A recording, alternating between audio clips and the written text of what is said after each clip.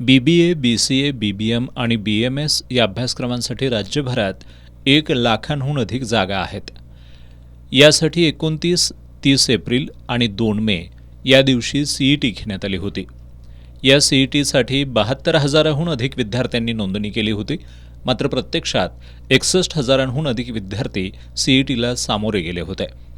गेल्या वर्षीपासून या अभ्यासक्रमांसाठी CET घेतली जाते, पण विद्यार्थ्यांना याबाबत फारशी माहिती नाही. यावर्षीसुद्धा विद्यार्थी ज्यावेळी महाविद्यालय आणि विद्यापीठांमध्ये या अभ्यासक्रमांच्या प्रवेशाची चौकशी करायला गेले त्यावेळी त्यांना या अभ्यासक्रमांसाठी CET देणं गरजेचं होतं असं समजलं. त्यामुळे अनेक विद्यार्थ्यांना CETच देता आली नाही. CETला कमी प्रतिसाद मिळाल्यामुळं या अभ्यासक्रमाच्या राज्यभरातल्या जागा मोठ्या प्रमाणात रिक्त राहण्याची स्थिती निर्माण झाली. राज्यातली महाविद्यालयं आणि विद्यापीठांनी उच्च आणि तंत्रशिक्षण विभागाचं या समस्येकडे लक्ष वेधलं. त्यानंतर या विभागानं आता पुन्हा CET घेण्याचा निर्णय घेतलाय. फेर CETसाठी सध्या नोंदणी सुरू आहे. 20 जून हा नोंदणीचा अखेरचा दिवस आहे.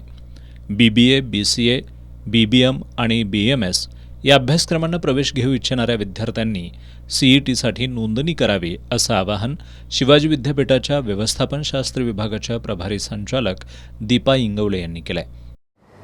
ज्या विद्यार्थ्यांनी सदर प्रवेश परीक्षा दिलेली नाही त्या विद्यार्थ्यांसाठी एक सुवर्ण संधी उपलब्ध करून देण्यात आलेली आहे.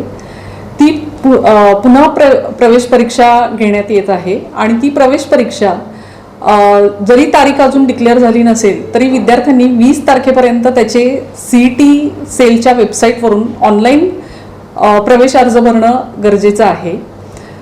विद्यापीठामध्ये आपल्याकडे BBA, MBA इंटिग्रेटेड हा अभ्यासक्रम 2024-25 पासून सुरू केलेला आहे आणि तो अभ्यासक्रम AICTE अप्रूव्ड असून ही जी आत्ता प्रवेश परीक्षा होणार आहे त्या प्रवेश परीक्षेच्या मार्क्सच्या आधारावरतीच त्याचे ॲडमिशन्स होणार आहेत. तर या सुवर्ण संधीचा विद्यार्थ्यांनी लाभ घ्यावा असे मी सर्वांना आवाहन करते.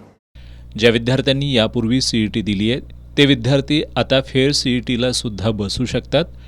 या दोन्ही CETमध्ये ज्या CETमध्ये विद्यार्थ्यांना सर्वाधिक गुण मिळतील ते गुण ग्राह्य धरले जाणार आहेत. 20 जूननंतर फेर CETची तारीख निश्चित केली जाणार आहे.